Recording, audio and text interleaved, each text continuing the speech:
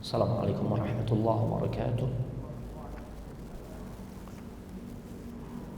Innal hamdalillah nahmaduhu wa nasta'inuhu wa nastaghfiruh wa na'udzu billahi min shururi anfusina wa min sayyiati a'malina may yahdihillahu fala mudilla lahu wa may yudlil fala hadiya lahu. Asyhadu an la ilaha illallah wahdahu la syarika lahu wa asyhadu anna Muhammadan 'abduhu wa rasuluh la nabiyya wa la rasula ba'dahu.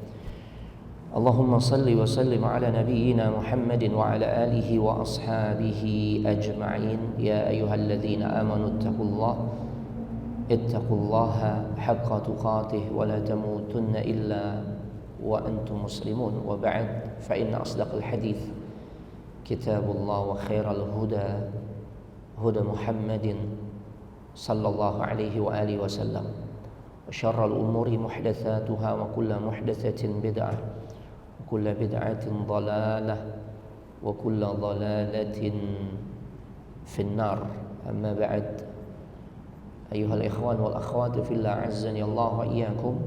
Para ikhwan dan juga akhwat, saudara-saudariku jamaah kajian Masjid Al-Insan yang semoga dimuliakan oleh Allah Subhanahu wa taala. Alhamdulillah, kita sangat bersyukur kepada Allah Subhanahu wa taala di pagi menjelang siang ini memasuki hari kedua di bulan Jumadal Ula 1446 Hijriah yang juga bertepatan dengan tanggal 8 Desember 2024 bi'aunillahi wa taufiqihi, dengan pertolongan serta taufik dari Allah Subhanahu wa taala. Kita semua bisa kembali dikumpulkan dalam majlis yang mulia, yaitu majlis ilmu, yang insyaallah di kesempatan pagi hari ini kita akan kembali melanjutkan pembahasan fikih sirah an-nabawiyah, salah satu kitab yang merupakan buah karya dari Profesor Dr. Zaid ibn Abdul Karim Az-Zaid. Sebelum kita memasuki bab yang baru tentang perang Ahzab, Anda sampaikan secara cepat beberapa hikmah pelajaran yang bisa kita petik dari kisah sebelumnya, yaitu kisah terjadinya perang Bani Mustaliq dan juga peristiwa yang mengiringinya. Di antaranya sepulang dari perang Bani Mustaliq ada satu peristiwa besar yang dicatat di dalam sejarah, yaitu tuduhan zina yang dialamatkan kepada ibunda kita Aisyah radhiyallahu taala anha. Hikmah pertama, sebagaimana yang disampaikan oleh al-muallif, sang penulis, di halaman 424, ketika Rasulullah SAW mengutus Buraidah bin Husayb ibn Haris ibn Abi Dirar untuk ngepastikan atau untuk memastikan kebenaran informasi yang diterima oleh beliau, ya. Nah, berdasarkan hal tersebut, pelajaran yang bisa kita petik adalah pentingnya kita meng-cross check ulang sebuah informasi, ya. Bagaimana tentang kebenarannya, sehingga jika memang informasi tersebut benar adanya, tidak berhenti sampai di situ. Tugas berikutnya adalah bagaimana cara mensikapinya. Nah, jadi kadangkala orang tuh hanya berdasarkan fakta, Ustaz, tapi cara mensikapinya nggak benar. Ini juga tidak tepat. Ini fakta, maka akhirnya ikut-ikutan apa yang sedang terjadi di tengah-tengah masyarakat, ya, dari aksi-aksi yang sebenarnya tidak dibenarkan di dalam syariat, tapi karena kebanyakan orang melakukannya, ikut-ikutan. Infonya benar, tapi cara mensikapinya, ya, kita juga harus benar. Jadi ada sebagian orang yang memang dia sangat gampang, ya, kalau bahasa kita ini nelen mentah-mentah, ya, informasi yang dia dapat, ya, sambil kemudian langsung membuat sebuah sikap tanpa mempertimbangkan sisi maslahat maupun madarat. Ya, ini tidak boleh, jemaah.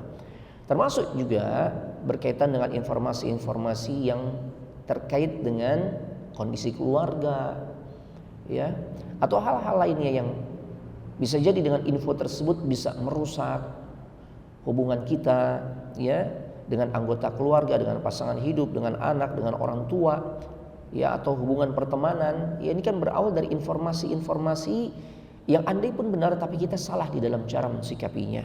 Nah, Oleh karenanya apa yang pernah terjadi pada Rasulullah SAW tatkala beliau mengutus Buraidah ibn Husayb ibn Harith ibn Abi Dirar, ini salah satu bentuk pengajaran dari beliau agar kita meng-cross check info yang tersebar apakah benar atau tidak info tersebut, dan tatkala memang benar kita juga harus tepat di dalam mensikapinya.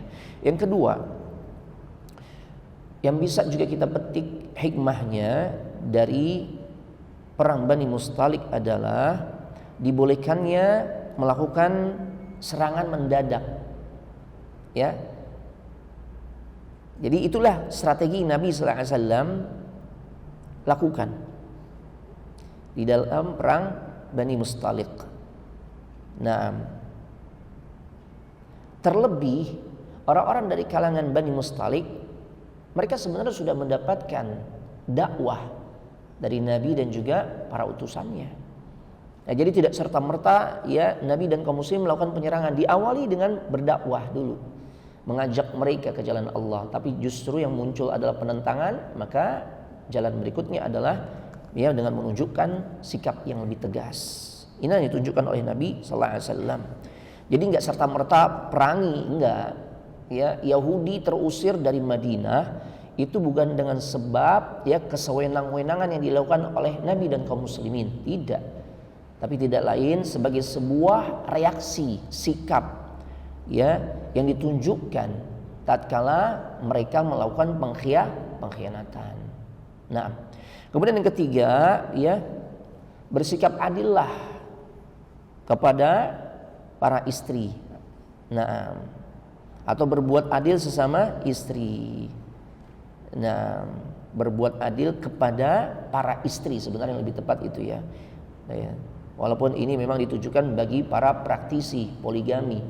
Nah, ya kalau kita yang masih monogami ya berarti nah hikmah ini bukan nggak bermanfaat ya, bermanfaat, tetap bermanfaat yang namanya ilmu.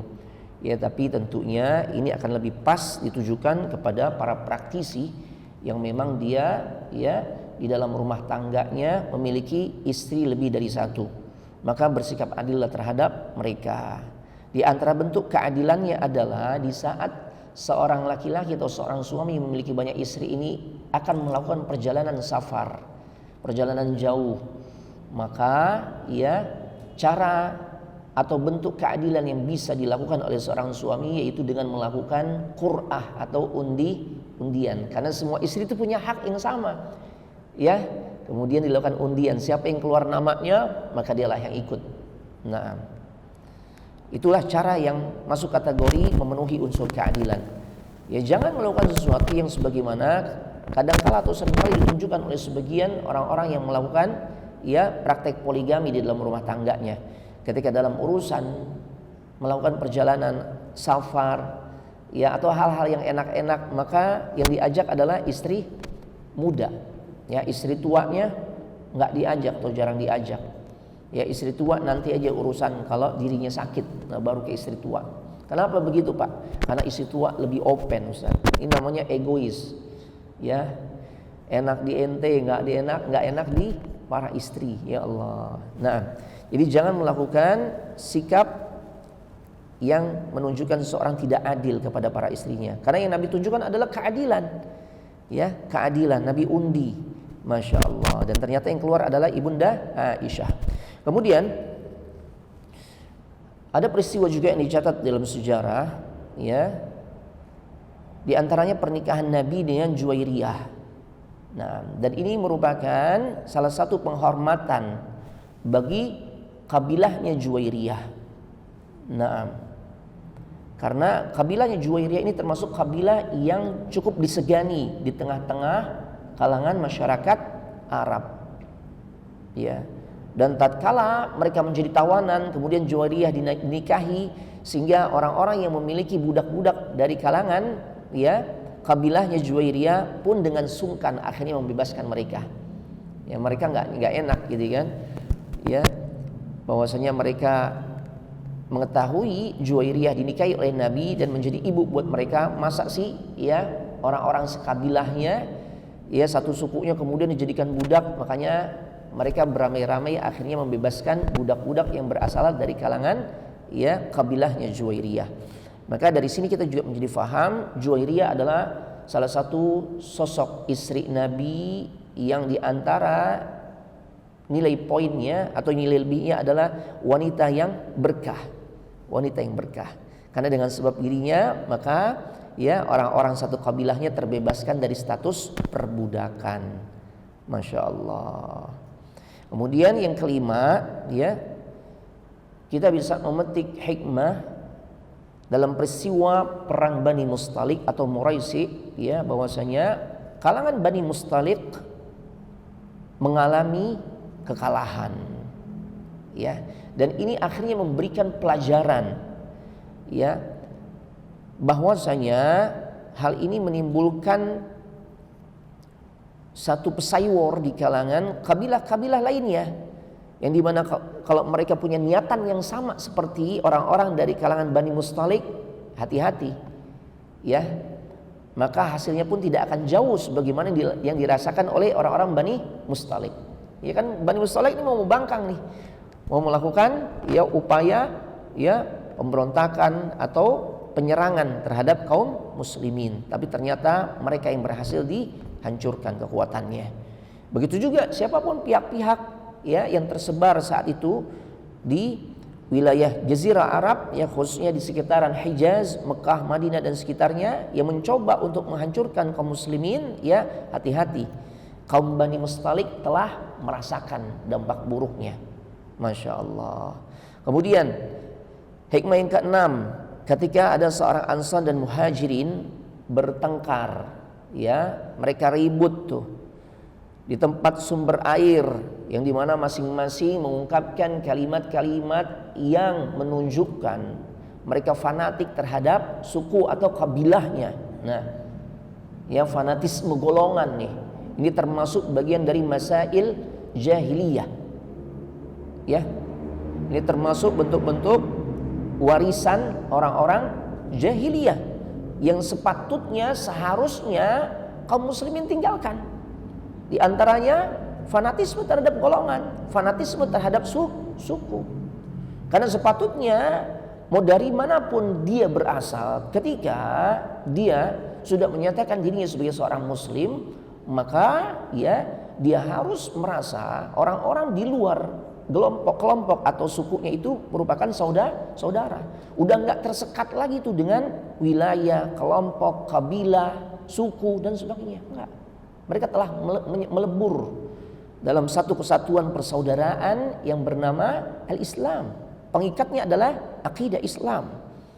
Ya, walaupun kelompok ya yang mereka sampaikan atau istilah kelompok yang mereka sampaikan itu adalah istilah yang masyru', disyariatkan. Iya kan?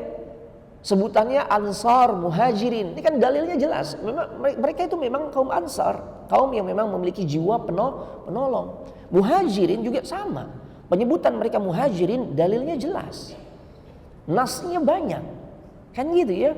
Tapi tatkala ucapan yang benar tersebut ya disampaikan untuk tujuan ya di mana masing-masing menunjukkan fanatisme terhadap kelompoknya, ini menjadi buruk. Apalagi jelas-jelas ini nama nggak ada landasan syar'inya, kan gitu ya. Nama-nama yang baru dibentuk, kelompok-kelompok yang baru dibentuk dengan nama-nama juga yang baru, nggak ada landasan syariatnya juga. Ya, kemudian ditonjol-tonjolkan, ya diagung-agungkan, ya agar orang lain tahu kelompoknya, golongannya, sukunya, ya lebih hebat dibandingkan yang lain. Nah, inilah yang disebut dengan masail jahiliyah yang sepatutnya kita tinggalkan. Makanya Nabi SAW pun marah tuh ketika kaum Ansar dan kaum Muhajirin saling menyeru kaumnya, seakan-akan merasa Ansar lebih hebat, Muhajirin lebih hebat tuh, ya sehingga dikhawatirkan mereka akan melupakan nilai-nilai persaudaraan sesama muslim. Ya, makanya Nabi SAW marah. Ya, sampai-sampai Nabi mengatakan, ya innaha mumtinah, perkara yang seperti ini nih buruk nih, busuk nih. Ya Allah. Taib. Kemudian yang ketujuh jemaah, Ya. Kebijaksanaan Rasulullah SAW di dalam menyikapi orang-orang yang munkar, ya, orang-orang yang melakukan perbuatan-perbuatan buruk, perbuatan-perbuatan yang merugikan kaum muslimin, ya, menggembosi semangat kaum muslimin di dalam berjihad. Tidak lain mereka adalah golongan munafik. Dan tidak hanya itu, golongan munafik juga tatkala mereka melakukan aksi-aksinya, ya, mereka seringkali tidak mengindahkan, ya, yang namanya kehormatan saudaranya sesama muslim tuh. Nah, di antaranya inilah yang ditunjukkan oleh gembong munafik yang ada di kota suci Madinah, itu Abdullah ibn Ubay ibn Salul. Dialah tokoh utama yang menghembuskan tuduhan zina kepada ibunda Aisyah yang dituduh berbuat zina dengan Safwan ibn Mu'attal. Orang munafik, makanya hati-hati, ya, melakukan perbuatan menuduh saudaranya melakukan zina, ya, menuduh saudaranya sesama muslim melakukan perbuatan zina tanpa bukti yang kuat, ini berarti menjadi pertanda kemunafikan ada pada diri seseorang. Karena itu yang menjadi kebiasaannya orang-orang munafik, jemaah. Loh iya, yang namanya menuduh berarti kan dia mengucapkan kalimat-kalimat dusta. Nabi katakan ciri-ciri munafik idza hadatsa kadzaba. Jika dia berbicara maka dia didusta, jemaah. Jika dia janji dia khan, ya. Wa idza wa'ada akhlafa. Jika dia berjanji dia ingkari, ya. Naam. Wa idza tumina khan. Jika diberikan amanah maka dia berkhianat. Itulah orang-orang munafik, jemaah. Ya Allah. Kemudian yang ke-8, sikap Abdullah ibn Ubay ibn Salul, gembong munafik yang dia jelas-jelas menyakiti Rasul sallallahu alaihi wasallam, ya, dan dia mengklaim mengaku sebagai pemimpin kaum munafik di Madinah, ya, sehingga sepak terjangnya sangat-sangat menyusahkan kaum muslimin. Begitulah kerjaannya orang-orang munafik, selalu membuat susah kaum muslimin. Nah, di setiap zaman munafik pasti ada. Ya, setelah fase Madinah itu diawali fase di mana munculnya orang munafik. Di Mekah nggak ada orang munafik. Makanya mendeteksi orang munafik itu lebih sulit dibandingkan mendeteksi orang-orang atau mensikapi orang-orang kafir. Kalau kafir jelas, oh kafir tuh, dia kafir tuh. Kalau munafik susah kita mendeteksinya. Sholat bareng, ya, kadangkala di pintu-pintu kebaikan juga bareng, satu majelis ilmu, ya, kemudian satu, katakanlah, ya, satu komunitas di dalam membantu sesama, ada juga tuh, ya kan? Ini kan ikut perang juga nih, beberapa peristiwa peperangan ada juga dia hadir, tapi kebanyakan justru dia menggembosi. Ya, ketika sudah sampai atau mendekati sampai medan pertempuran dia balik, ya, cari-cari alasan, ya, dan sebagainya. Na'udzubillah. Itulah gayanya orang-orang munafik yang selalu menyusahkan. Taib. Dan dia mengklaim ini orang gila jabatan, gila kekuasaan, karena memang Abdullah ibn Ubay ibn Salul sebelum Nabi datang hijrah ke Madinah digadang-gadang, ya, dia akan jadi pemimpin di Madinah. Karena dia adalah sosok yang tersisa dari kalangan senior, ya, orang-orang Aus dan Khazraj. Naam, dan kebanyakan mereka mati, tewas di dalam perang Bu'ath. Yang masih sisa nih dia nih, Abdullah bin Ubay bin Salul. Ya, makanya digadang-gadang dipersiapkan dia jadi pemimpin di Madinah. Ya, karena sisi senioritas sangat diperhatikan di masa itu. Tapi ternyata Nabi datang dan kaum muslimin pun membaiat Nabi, mengangkat Nabi sebagai pemimpin kota suci Madinah. Hilanglah kesempatan Abdullah ibn Ubay ibn Salul, makanya muncul rasa dendam. Ya, dan jadilah dia sosok yang menunjukkan kemunafikan yang sangat luar biasa, yang sangat, ya, jelas. Taib. Kemudian Bapak Ibu jamaah sekalian semoga dimuliakan oleh Allah Subhanahu wa taala. Di sini al-muallif mengatakan Allah menyiapkan lahan yang baik untuk dakwah dengan terbunuhnya orang-orang yang sombong dan juga orang-orang yang angkuh. Ya, mereka angkuh tuh, sombong. nggak mau masuk Islam. Makanya sampai-sampai Al-Imam Ibnu Hajar juga mengomentari, ya, telah terbunuh dalam peristiwa tersebut tokoh-tokoh yang sombong yang nggak mau beriman. Ya, kesombongan itu ya dialamatkan kepada mereka dengan sebab apa? Kenapa mereka dapat predikat sombong atau dapat sebutan sombong? Karena mereka menolak kebenaran. Islam itu adalah al-haq, agama yang hak, agama yang benar. Bahkan satu-satunya agama yang diridhoi oleh Allah Subhanahu wa taala adalah Islam. Innad dina 'indallahil Islam. Dalam ayat yang lain Allah katakan, wa may yabtaghi ghairal islami dina falan yuqbala min wa huwa fil akhirati minal khasirin. Barang siapa yang mencari agama selain Islam, ya, maka sesungguhnya itu tidak akan diterima oleh Allah. Ya. Dan di akhirat dia akan menjadi orang-orang yang merugi. Nah, ini kebenaran. Diajak tuh orang-orang dari kalangan Bani Mustalik untuk masuk Islam, tapi justru mereka menolak. Itulah hakikat kesombongan. Makanya Nabi mendefinisikan makna atau arti sombong itu adalah batarul haq wa ghamtun nas. Seseorang dikatakan sombong kalau dia menolak kebenaran atau merendahkan manusia. Kita udah sampai ini Pak dalilnya, Ibu, ini saya atas dasar sayang nih sampaikan hal ini agar jangan sampai Bapak Ibu melakukan hal-hal yang sia-sia. Karena yang Ibu lakukan kan pasti niatnya ibadah kan? Iya. Tapi Nabi nggak ajarkan. Ini khawatir akan menjadi sia-sia, bahkan jatuh pada perbuatan dosa. Makanya kami sampaikan hal ini. Ya. Nah, enggak, dari dulu juga udah begini tuh.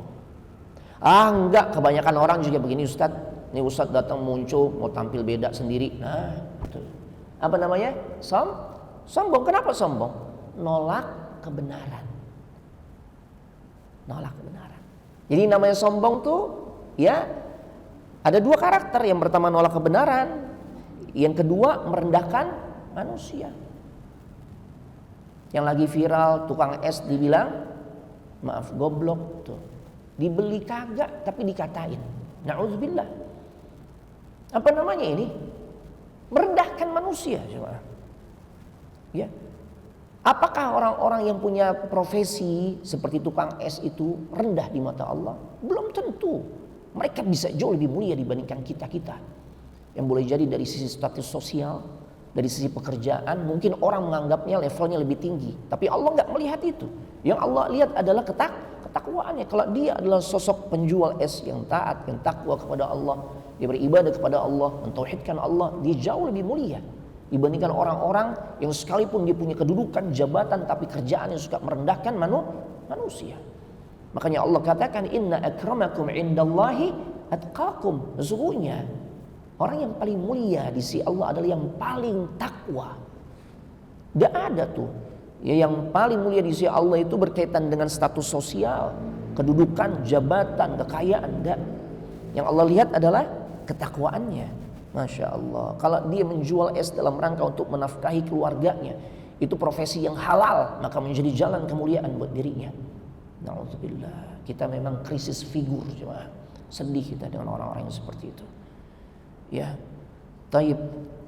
Allah yahdi, semoga Allah kasih hidayah, ya, untuk segera bertaubat. Karena orang-orang yang tidak bertaubat dari merendahkan manusia cepet tuh, ya cepet tuh. Balasannya cepat, nggak nunggu di akhirat, ya tinggal nunggu nanti, ya tidak berapa lama juga Allah akan memberikan balasannya. Taib, al jaza min jinsil amal, balasan itu berbanding lurus dengan apa yang seseorang lakukan. Ya, nah seseorang hobinya suka menghinakan manusia, Allah akan hinakan. Wa makaru wa makarullah, wallahu khairul makirin. Ya, mereka melakukan makar, mereka melakukan perbuatan-perbuatan dosa secara terang-terangan sambil senang-senang. Syuf. Ya, Allah sebaik-baik yang mampu, sangat mampu untuk membalas makar mereka. Allah sangat mampu untuk membalas kejahatan mereka. Ya Allah. Nah, di sini kemudian beliau jelaskan sombong itu yaitu menolak kebenaran, di antara menolak masuk Islam. Ya. Dan tujuannya diantaranya adalah kenapa akhirnya mereka menjadi sombong? Maaf, penyebabnya adalah karena mereka ingin kekuasaannya itu tetap langgeng. Banyak orang-orang menjadi sombong karena lebih mengedepankan ya hal-hal yang sifatnya duniawi. Mereka nggak ingin kehilangan dunianya, padahal dunia pasti mereka akan tinggalkan. Ya, iya. Apapun dunia yang sekarang kita miliki, demi Allah semuanya sesungguhnya adalah hanyalah sebatas titipan. Ya. Dan sepatutnya, seharusnya, wajib bagi orang yang dititipkan untuk menggunakan harta tersebut, ya, sesuai dengan aturan yang memberikan titipan. Itu jemaah. Allah nggak suka dengan orang-orang yang sombong, jemaah. Maka jangan dengan kelebihan harta atau kedudukan yang kita miliki menjadikan seorang menjadi sombong. Na'udzubillah. Nah, di antara para tokoh yang tersisa adalah Abdullah ibn Ubay ibn Salul. Kemudian ada dua catatan penting yang bisa kita ambil. Yang pertama, hanya Allah yang menguasai urusan agama ini. Ya, orang-orang beriman hanya diharuskan untuk beramal dan beramal. Ya, bagaimana nanti Allah memberikan kekuasaan itu hak Allah. Yang penting jalani saja ya kehidupan kita di dunia ini sesuai dengan aturan yang Allah buat. Masalah kekuasaan nanti bonus yang Allah akan berikan. Bayangkan hanya sebatas dari kota kecil yang namanya Madinah, tapi dari tempat itulah kemudian menjadi awal kaum muslimin menguasai dunia. Luar biasa jemaah. Sampai bisa menaklukkan dua imperium terkuat, yaitu Persia dan Romawi. Keberadaan Abdullah bin Ubay bin Salul berguna. Inilah yang disebut hikmah. Ini kan orang nyebelin nih. Ini orang nyebelin banget nih. Kenapa mesti ada sih orang kayak begini, kan begitu ya. Istri Nabi, ibu kita dihina-hina, dituduh, kan gitu ya. Mungkin kalau pikiran sekilas kita tuh hanya sebatas itu tuh. Ya, pikiran pendek kita ya, kalau kita tanpa merenungi apa hikmah di balik sesuatu yang Allah takdirkan, kita akan mengatakan begitu. Ngapain juga sih ini makhluk nyebelin begini, manusia nyebelin begini diciptain, kan begitu ya. Nah, tapi sesungguhnya semua ada hikmah. Kata para ulama, ya dijelaskan oleh al-muallif, ya Dr. Zaid ibn Abdul Karim Az-Zaid, bahwasanya Abdullah bin Ubay bin Salul itu berguna buat kita nih, buat umat Islam. Agar apa? Agar umat Islam selalu mengingat Allah, selalu meminta perlindungan kepada Allah. Karena memang sepak terjangnya orang-orang munafik itu sifatnya merusak. Kalau kita ingin lepas, kita ingin terbebaskan, terjauhkan dari kerusakan yang muncul akibat perbuatan orang-orang munafik, tidak ada jalan lain yang terbaik untuk kita ya lakukan kecuali atau melainkan kita selalu meminta perlindungan kepada Allah. Loh iya, sulit ditebak nih. Mainnya kadang kala halus, kadang kala secara frontal dan sebagainya, kan begitu. Bayangkan aja 1000 pasukan yang Nabi udah siapkan akibat ulah dia. Ya, akibat manuver kotor dia nih, maka 300 mundur di Uhud. Kerjaannya siapa nih? Nih, Abdullah bin Ubay bin Salul. Bayangin istri Nabi, ya Allah, sosok yang mulia. Istrinya mulia, nabinya jelas manusia termulia, dituduh. Ya Allah, dia tidak indahkan lagi itu kemuliaan dua sosok manusia tersebut.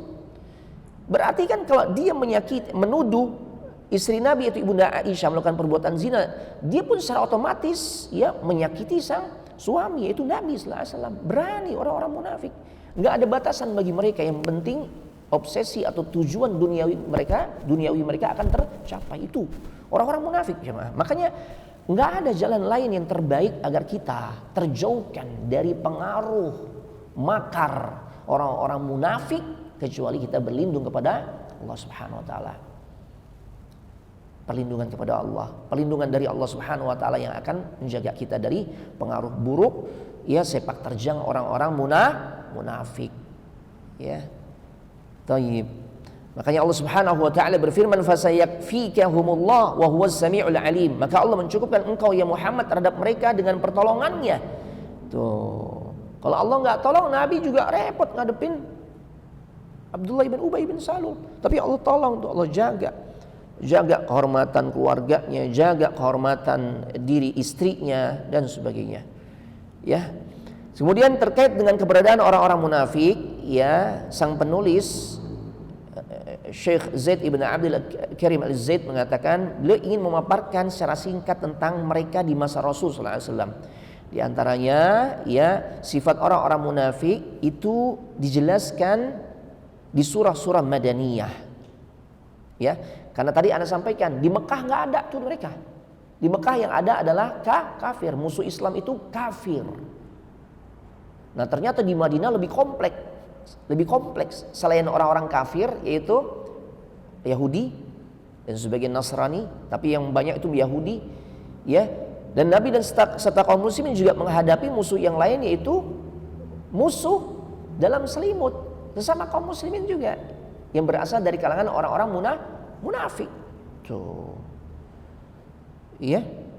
Tayyib. Nah, munculnya kemunafikan merupakan pertanda kuatnya agama ini. Ya, karena kemunafikan muncul ya itu sebagai sebuah antitesis ya, kalau bahasa akademiknya begitu ya. Ya karena mereka tuh takut terhadap kekuatan kaum muslimin, makanya muncullah orang-orang yang terjangkiti penyakit munafik. Ya. Taib. Nah, kalau umat Islam lemah, ya, mereka akan lebih berani. Mereka akan melakukan secara terang-terangan. Kemunafikan itu kan gerakan orang-orang munafik, manuvernya orang-orang munafik itu senyap, tersembunyi. Ya makanya nggak ada jalan terbaik agar kita bisa selamat dari makarnya mereka, manuvernya mereka, intrik-intriknya mereka, tidak lain ketika kita berlindung kepada Allah, minta pertolongan kepada Allah. Mainnya tuh halus jemaah. Ya. Ini kompornya dia nih ketika menuduh Ibunda Aisyah melakukan perbuatan zina. Tapi ya yang banyak bekerja justru kaum muslimin yang lain termasuk kerabatnya Ibunda Aisyah, si Mistah, Hamnah, gitu kan. Nah, tapi diawali oleh aksinya Abdullah bin Ubay bin Salul. Ya Allah. Kemudian awal munculnya kemunafikan adalah di Madinah, ya khususnya tatkala kemenangan kaum muslimin. Nah, di perang Badar. Taib. Jadi mereka ini sebenarnya golongan munafik itu golongan orang-orang yang pengecut. Oh iya, karena mereka tuh menunjukkan permusuhannya secara diam-diam di hadapan kaum muslimin. Mereka seperti saudara, tapi sesungguhnya dia memendam ya rasa dendam yang begitu mendalam, jemaah. Tuh. Kaum munafik merupakan kelompok yang sangat bahaya bagi kaum muslimin. Ya karena musibah yang menimpa kaum muslimin sebagian besarnya disebabkan oleh ulah mereka. Benar jemaah. Dan di setiap zaman ketahuilah mereka akan terus ada sampai hari kiamat, munafik akan tetap ada. Ya maka berlindunglah ya dari aksi-aksi kejahatan mereka kepada Allah Subhanahu wa taala. Kita berlindung kepada Allah semata. Naam. Kemudian koalisi mereka yang cocok kepada siapa? Yahudi, klub. Ya. Munafik pengecut, Yahudi pengecut. Bagaimana kita enggak katakan pengecut? Ya. Orang-orang yang enggak berdosa tuh, anak-anak Allahu Akbar, dibantai oleh mereka. Gak ada ya yang sampai tega melakukan hal seperti ini, aksi-aksi yang seperti ini, kecuali dilakukan oleh orang-orang yang sangat-sangat pengecut. Pengecut mereka cuma. Allahu Akbar. Nah, orang-orang tua, rumah sakit dihancurkan, orang-orang yang sedang lemah, ya dengan luka-lukanya, penyakitnya, ya kemudian mereka dibom. Apa namanya kalau bukan ini merupakan bukti nyata kepengecutan mereka. Na'udzubillah. Ya. Kemudian sejarah kaum munafikin di masa Rasul itu memberi kesaksian bahwasanya mereka ya melakukan koalisi atau berkomplot dengan orang-orang Yahudi dan juga orang-orang musyrikin Mekah. Jadi orang-orang yang mereka membangkang kepada Allah Subhanahu wa taala, ya otomatis mereka adalah orang-orang yang satu circle cuma. Munafik koalisinya sama Yahudi dan juga orang-orang yang melakukan kesyirikan. Karena sesungguhnya tiga kelompok ini adalah para pembangkang. Membangkang kepada siapa cuma? Kepada Allah Subhanahu wa taala. Ya, mereka membangkang kepada Allah. Ya klop lah, nggak mungkin munafik ya kemudian ya bermesra-mesraan dengan orang-orang yang beriman. Nggak betah mereka. Loh iya, beda jalan jemaah. Tapi kalau sama-sama ya dengan para pembangkang ya yang membangkang kepada Allah, yang nggak mau beriman kepada Allah, klop. Makanya jelas mereka berkomplotnya dengan Yahudi dan juga orang-orang musyrikin. Ya. Nah, saking bahayanya nih golongan orang-orang munafik sampai Allah sering mengingatkan tentang mereka.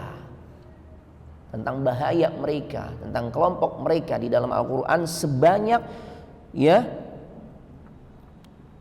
atau berada di 17 surah. Diceritakan orang-orang munafik di dalam Al-Qur'an sekitar 17 surah. Ya. Di posisi 17 surah atau ada di 17 surah dalam Al-Quran dan semuanya Madaniyah. Kemudian orang-orang munafik itu selalu gelisah dan takut, hati mereka kosong dan jauh dari kata ikhlas karena niatnya selalu diselimuti dengan niat-niat jahat. Kemudian Al-Imam Ibnul Qayyim menggambarkan ya tentang orang-orang munafik di dalam kitabnya Madarijus Salikin, bahwasanya munafik ciri-cirinya punya dua wajah. Ya, Taib. Kalau lagi gabung dengan kaum muslimin, orang-orang yang beriman, mereka seakan-akan berada dalam kelompok tersebut. Tapi kalau udah gabung dengan komunitas, ya orang-orang kafir, orang-orang yang tidak beriman, mereka menyatu, melebur. Makanya dikatakan memiliki dua wajah. Atau bahasa yang lebih familiar di tengah-tengah kita apa? Orang-orang munafik kayak apa? Binatang apa tuh yang suka berubah-ubah? Ya, nemplok di warna hijau dia hijau, bunglon tuh. Ya, jadi kalau antum dikata ente kayak bunglon, jangan terima. Wah ya, mantep dong anaknya bisa berubah-ubah warna. Jangan, itu pertanda keburukan tuh. Orang-orang munafik begitu, punya dua wajah. Ya, bahkan lebih dari dua wajah kan. Bunglon kan begitu ya. Ya tergantung media yang dia templokin tuh. Dia hinggap di mana, merah berubah jadi merah ntar. Masya Allah. Itulah munafik jemaah. Ya Allah. Kemudian mereka selalu melihat situasi dan kondisi yang menguntungkan. Mana nih kelompok yang bisa menguntungkan mereka dari sisi duniawi, menclok di situ dia, hinggap di situ dia, gabung di situ dia. Ya, ini jahatnya luar biasa. Dia udah nggak pedulikan lagi dengan ikatan-ikatan perjanjian yang dibuat bersama Nabi dan kaum muslimin. Ya. Yang namanya kalau udah sama-sama tinggal di Madinah, maka kita harus sama-sama ya menggalang kekuatan, bahu-membahu, mengusir setiap kekuatan dari luar yang berusaha untuk ya merebut kedaulatan kota suci Madinah. Kan gitu seharusnya. Tapi enggak bagi mereka. Ini kayaknya kaum muslimin ini bakal kalah nih. Udah merapat ke pihak yang lebih kuat secara jumlah pasukan dan sebagainya. Itu munafik begitu jemaah. Dan kita memang tersajikan ya di zaman sekarang dengan sosok-sosok yang kelihatan ciri-ciri munafiknya. Lah perasaan dulu di sini ini beda lagi sekarang ini tuh. Nih begitu jemaah. Ya Allah. Nah, sering menelan ludah yang sudah dikeluarkan, ditelan lagi tuh, ditelan lagi. Banyak gak kita saksikan yang model begitu? Banyak. Ya Allah, menelan ludahnya sendiri jemaah. Sangat menjijikkan nih, ya. Taib. Nah, kita perhatikan Al-Quran hanya menyebut sifat-sifat orang munafik dan tidak menyebut nama-nama mereka. Ini menunjukkan bahwasanya mereka adalah bentuk manusia yang selalu muncul keberadaannya dalam bentuk yang baru. Ya kan? Masya Allah, dalam dunia medsos juga muncul tuh akun-akun kemunafikan dan sebagainya, akun-akun yang syarat dengan nilai-nilai kemunafikan. Tuh, wajahnya disesuaikan dengan kondisi zaman, jemaah. Ya. Nah, di semua lini kehidupan, bahkan sampai di akun-akun dakwah juga hati-hati jemaah. Banyak yang justru untuk memecah belah umat. Banyak jemaah, postingannya tuh dipotong-potong. Tapi bukan potongan-potongan yang bagus. Kalau makta, potongan-potongan yang sifatnya ya mencerahkan itu bagus. Ini justru memutarbalikkan fakta. Ya. Dipenggal penjelasannya. Tuh, naudzubillah. Ya. Nah, kayak dulu pernah anak ingat banget tuh potongan kajian Ustadz Yazid rahimahullahu taala rahmatan wasi'ah, yang di situ narasinya ya gembong Wahabi ya mengatakan onani tidak membatalkan puasa. Padahal beliau tuh kalau kita dengerin kajiannya utuh sedang menyampaikan ya pendapat-pendapat para ulama secara lengkap yang membolehkan ini, yang tidak membolehkan ini, sampai pada kesimpulan mana yang lebih rajih. Dipenggal jemaah, dipotong, tuh dikasih narasi nih, ya begini kerjaannya nih orang-orang Wahabi, orang-orang Salafi Wahabi dan sebagainya. Ya Allah, jahat jemaah, jahat tuh orang-orang seperti itu. Allah yahdi, semoga Allah kasih hidayah.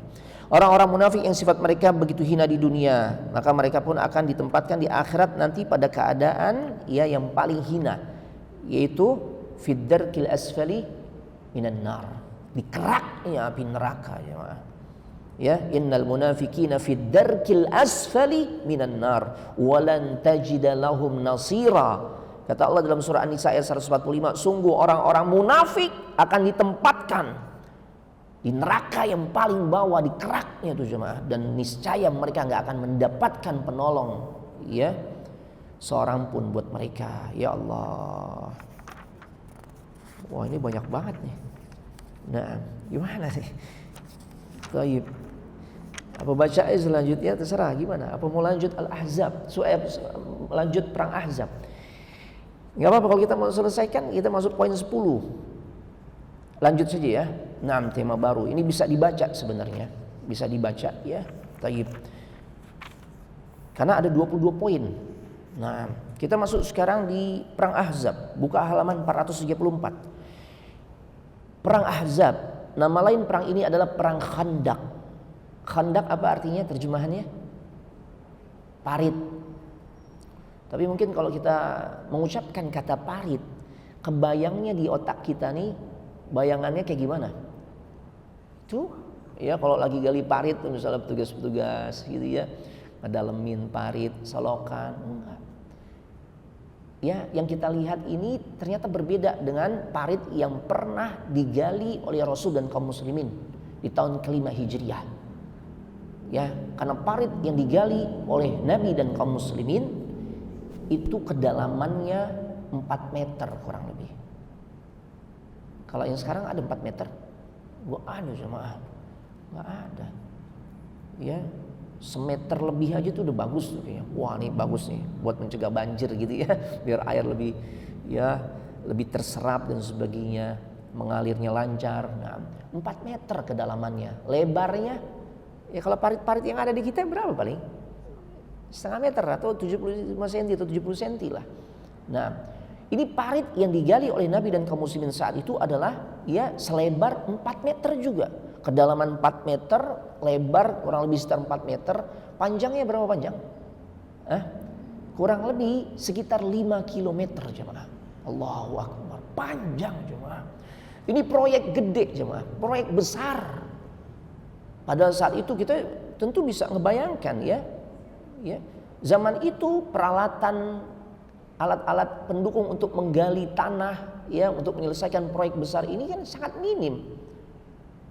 Bahkan kaum muslimin dijelaskan di sini mereka tuh pinjem alat-alat gali dari kalangan orang-orang Yahudi Bani Quraizah. Saking minimnya peralatan yang mereka miliki. Tuh, coba aja lihat di halaman 436. Ya. Penggalian parit pun dilakukan yang melibatkan semua kaum muslimin termasuk Nabi turun. Nabi enggak ngebosi, enggak. Wih, nih, enggak. Ente 50 meter kan ribuan tuh yang gali. Enggak, Nabi ikut ngegali coba. Ya Allah, melibatkan semua kaum muslimin. Ya, kecuali anak-anak, kaum perempuan dan orang-orang yang tua yang sudah lemah. Yang masih seger turun, termasuk Nabi sallallahu alaihi wasallam. Dan mereka menggalinya dengan cepat. Karena berlomba-lomba jangan sampai justru pasukan musuh keburu datang. Apa gunanya? Kan gitu ya, Masya Allah. Bayangkan nih, sarananya masih sangat minim. Sampai-sampai mereka minjem berbagai alat untuk menggali ini, ya alat-alat yang dibutuhkan kepada orang-orang Yahudi dari kalangan Bani Quraizah. Allahu Akbar. Belum ada beko, belum eskavator, belum ada gitu ya. Dari sini juga kita menjadi faham, iya Allah, Allah kasih tuh orang-orang dulu tuh fisiknya gimana jemaah? Kuat gak? Kuat jemaah. Bayangin jemaah. Ini yang digali di kawasan Madinah, yang kebanyakannya itu adalah harah, ya, batu-batu cadas.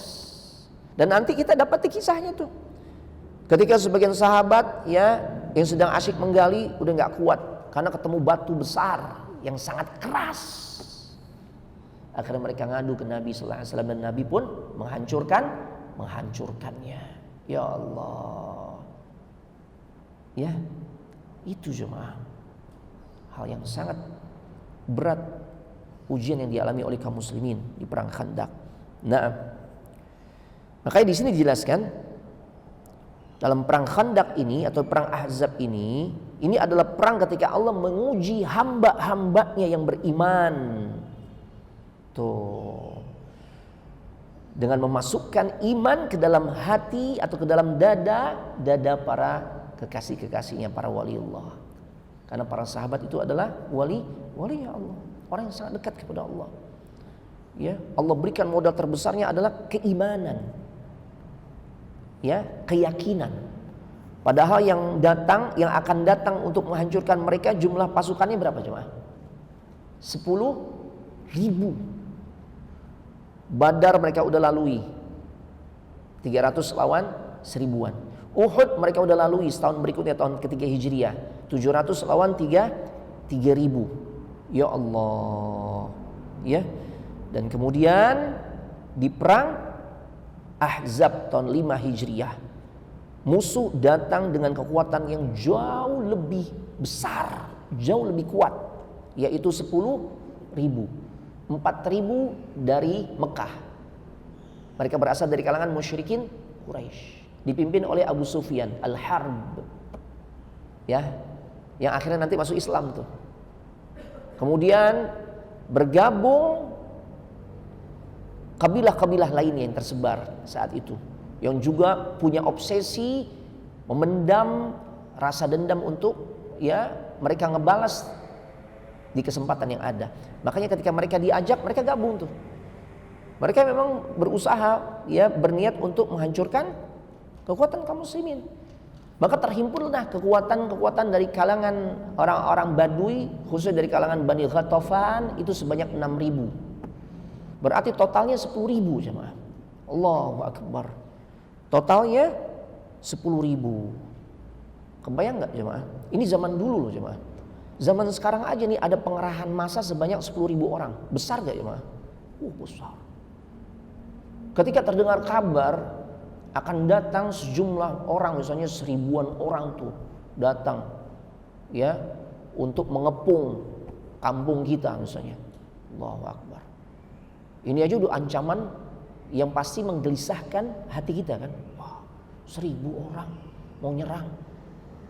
Dengan suasana hati penuh rasa dendam.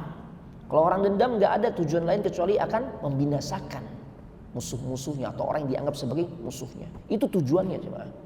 Mau ngebantai kaum muslimin. 10.000 semua tujuannya sama, ngebantai kaum muslimin. Kaum muslimin cuma memiliki kekuatan yang Nabi berhasil himpun itu cuma 3.000 aja jemaah. Mentok tuh dah 3.000. Ya Allah. Kalau anda coba ngebayangin, kayak apa tuh ketakutannya kita, paniknya kita, stresnya kita, depresinya kita. Ya Allah, bahkan yang berujung kadangkala atau mungkin seringkali muncul prasangka buruk kepada Allah. Iya kan? Kenapa begini nih? Kenapa begini? Allah nih berarti nggak adil nih. Kita udah berada di jalannya, tapi kenapa sekarang dapat ujian yang kayak begini nih? Mana janjinya?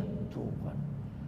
Berbeda dengan kaum muslimin saat itu. Justru mereka sangat yakin inilah sesuatu yang memang Allah janjikan.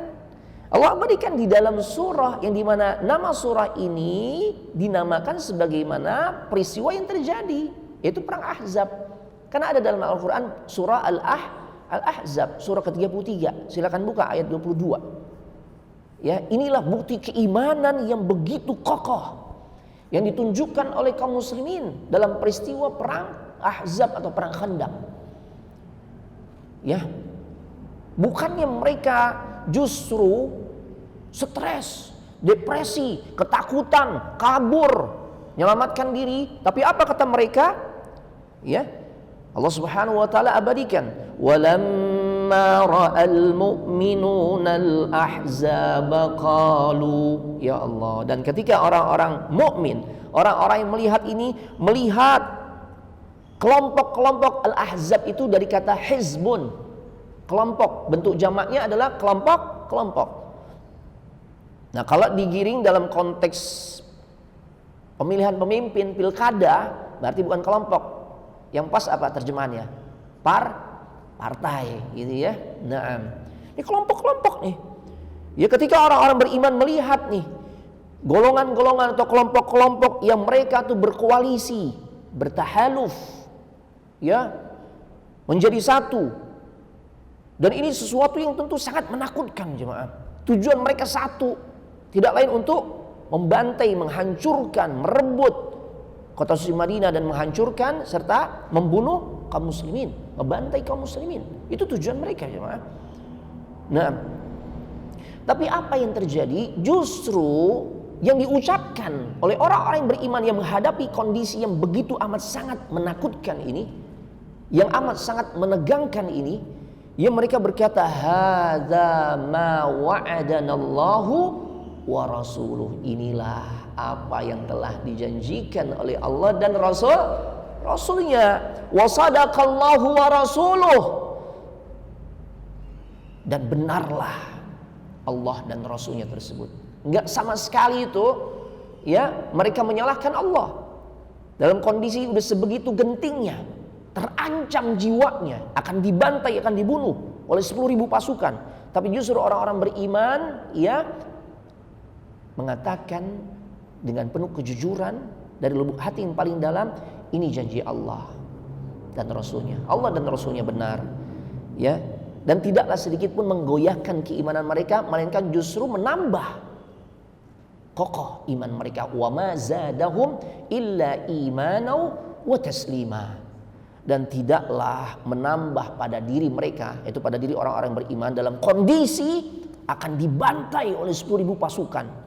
Dan mereka sudah melihat jumlah yang begitu besar dengan persenjataan yang lengkap, dengan raut wajah yang amat sangat bernafsu untuk menghancurkan kaum muslimin. Dan jaraknya sudah amat sangat dekat, cuma hanya dipisahkan oleh parit selebar dan sedalam 4 meter dan panjangnya kurang lebih 5 kilometer. Hanya itu pembatasnya jemaah. Tapi justru tidak menciutkan hati kaum muslimin, tapi justru menambah keimanan mereka. Allahu Akbar. Ya. Ini menarik jemaah. Kalau kita belajar atau mengkaji kitab Sirah An-Nabawiyah, ayat ini nih Al-Ahzab ayat 22 surah ke-33 dibawakan oleh Imam Nawawi. Oh, Imam Nawawi itu Masya Allah, para ulama kita tuh Masya Allah, mereka cerdas, mereka tuh sangat detail, sangat rinci, ya, luar biasa menempatkan ayat demi ayat, hadis demi hadis di dalam bab bahasan kitab-kitab mereka, itu luar biasa. Beliau bawakan ini di bab ke-7, bab yang bertemakan fil yaqini wat tawakkul, bab yang berkaitan tentang masalah keyakinan dan tawakal. Di bawah ini ayat ini nih oleh Imam Nawawi, beliau cantumkan ayat ini di dalam bab tersebut. Apa yang menjadikan kaum muslimin, orang-orang yang beriman saat itu, ya, sampai justru bukannya ciut, tapi justru bertambah imannya, tidak lain karena mereka sangat yakin dengan kemampuan Allah, yang dimana Allah pasti mampu untuk menolong mereka menghadapi musuh yang jumlahnya besar. Mereka udah ngerasain tuh pertolongan Allah di perang Badar 300-an lawan 1.000. Di perang Uhud juga mereka udah merasakan. Di awal-awal fase peperangan kan mereka udah mau menang. 700 tuh udah berhasil mukul mundur tuh 3.000 kocar kacir tuh. Tapi karena kesalahan sebagian orang, pasukan pemanah, itulah menjadi titik tolak, ya, awal di mana kaum muslim pada akhirnya menjadi kalah. Tuh. Makanya mereka yakin. Ini kenapa kita nggak yakin? Udah terlalu banyak nih. Allah sering menunjukkan pertolongannya kepada kita kan. Yang kita udah merasa, ya gue pasrah deh. Ya, kayaknya gue nggak ada harapan nih begini begitu untuk diterima kesini kesana. Ya kita pernah mengalami hal-hal kayak begitu deh. Atau saat kita lagi kesulitan masalah ekonomi, tiba-tiba kok yang nggak pernah terfikirkan Allah sampaikan tuh rezeki ke kita, ya kan? Nah, seharusnya kan kalau kita memang peka, iman kita ya kokoh, maka itu hal itu yang akan membuat kita semakin ya bertambah keimanannya, keyakinannya, percayanya kita sama Allah Subhanahu wa taala. Ya, kan ini yang ditunjukkan oleh orang-orang yang beriman. Makanya wa ma zadahum illa imanan wa taslima, tidaklah sesuatu yang bertambah pada diri mereka melainkan keimanan dan keberserahan diri kepada Allah. Orang yang tawakal tuh nyerahin diri kepada siapa? Allah. Makanya kalau kita ini dibawakan juga nih, Masya Allah, Imam Nawawi rahimahullah rahmatan wasi'ah. Itu luar biasa. Beliau bawakan juga di dalam bab ke-7 itu hadis-hadis ya, di antaranya ya doa yang tatkala kita menyampaikan kepada Allah diajarkan oleh Nabi sallallahu alaihi wasallam yang bunyi redaksinya Allahumma aslamtu wajhi. Ya. Atau Allahumma inni aslamtu nafsi dan seterusnya. Aku serahkan diriku ya Allah. Ya, kepadamu. Nah, aslama ini kan di ayat ini wa taslima. Ya. Itu satu akar kata dengan kata aslama. Aslama yuslimu tasliman. Itu artinya menyerah. Kalau udah menyerah ya sudah, pasrah. Ya. Tidak menunjukkan pembangkangan, ya sudah pasrah. Apapun yang diinginkan oleh pihak yang lebih kuat terhadap diri kita, kita nyerah. Allah jauh lebih kuat. Allah tidak ada yang mampu ya menyamai dirinya. Ya, Allahus Samad. Nah, Allah tempat bergantung segala sesuatu. Tidak ada yang setara dengan dirinya. Masya Allah. Makanya tatkala kita dapat masalah, sudah serahkan sama Allah yang kemampuannya tidak terbatas. Apapun urusan yang kita sandarkan, kita serahkan kepadanya, pasti Allah mampu menyelesaikannya. Ya. Nah, cuma masalahnya kita tuh nggak yakin. Nah, makanya iman itu adalah ya yakin. Inilah yang ditunjukkan oleh para sahabat. Imannya luar biasa. Makanya akhirnya Allah turunkan pertolongan di dalam peperangan ini dalam rangka untuk membela kaum muslimin. 10.000 dibuat hancur. Dan untuk menghancurkan pasukan yang jumlahnya lebih besar, tidak harus Allah ya membuat kaum muslimin yang jumlah pasukan lebih kecil ini bertempur habis-habisan. Tidak. Ternyata cara Allah menghancurkan pasukan musuh yang jumlahnya lebih besar itu ternyata ketika Allah mengirimkan bala tentaranya yang lain. Bukan bala tentara berupa pasukan yang jumlahnya 3.000 ini yang disiapkan oleh Nabi. Enggak. Tapi justru ya Allah mengirimkan bala tentara yang tidak pernah diduga boleh jadi oleh kaum muslimin saat itu. Yang menghancurkan pasukan musuh yang jumlahnya 10.000 adalah Allah kirimkan angin jemaah yang memporak-porandakan kekuatan mereka. Kemah-kemah mereka tuh pasak-pasaknya sampai tercabut. Ya Allah, kebayang ya, angin begitu kencang sampai kemah mereka nih ya di base camp mereka nih itu tercabut semua. Tungku-tungku perapian ya terbalik semua, apinya padam. Makanya akhirnya gelap gulita, takut mereka. Balik akhirnya. Yang balik ke Mekah, balik ke kabilahnya. Ya Allah. Ya, ini cuma ini cara Allah menolong mereka. Kenapa? Mereka yakin. Makanya kita nih kalau mau mendapatkan pertolongan dari Allah, ya syarat yang mesti kita tunjukkan diantaranya adalah yakinkah kita bahwasanya Allah tuh benar-benar mampu menolong kita. Nah kalau kita masih masa sih Ustaz? Ya masa sih ini belum yakin jemaah. Zikir-zikir yang Nabi ajarkan untuk kita baca, untuk kita sampaikan disertai dengan penghayatan itu diantara cara juga agar Allah mengurai masalah kita. La ilaha illa anta subhanaka inni kuntu minadh dhalimin. Ini sepelik apapun masalah yang dihadapi oleh kita, baca zikir yang pernah juga dirasakan manfaatnya oleh Zunnun, yaitu Nabi Yunus. Dan masalah Nabi Yunus pasti jauh lebih berat dibandingkan masalah kita yang sangat standar. Yang bisnis paling masalahnya klien nggak bayar hutang atau berkhianat teman bisnis, begitu-begitu aja. Yang yang pastinya pebisnis lain juga seringkali menghadapinya. Lah kalau masalah yang dihadapi oleh Nabi Yunus alaihissalam saat ditelan ya oleh ikan paus, adakah manusia yang mengalami ujian seperti beliau? Tidak ada jemaah. Tapi dengan zikir yang penuh dengan keyakinan, Allah urai masalahnya. Sehingga beliau pun bisa keluar dari perut ikan paus tersebut. Ini jemaah. Makanya Nabi ajarkan, baca tuh zikir itu. Tapi kemudian kadang-kala kita nggak yakin. Masa sih Ustaz, itu zikir yang sepatutnya kita baca kalau lagi dapat masalah Ustaz? Ya, dari dulu soalnya aneh udah ngamalin Ustaz, dari sebelum antum sampaikan, antum jelaskan panjang lebar ya tentang dalil pensyariatannya dan sebagainya. Tapi kayaknya nggak ngefek Ustaz. Ini bukan masalah pada zikirnya, masalahnya adalah pada diri kita yang sangat mungkin kita nggak yakin. Kalau udah ada kata masa sih, nah ini menunjukkan betapa kita masih belum yakin dengan kuasanya Allah, dengan kemampuan Allah. Satu lagi terkait dengan Al-Ahzab ayat 22. Karena ini kaitan dengan perang Ahzab.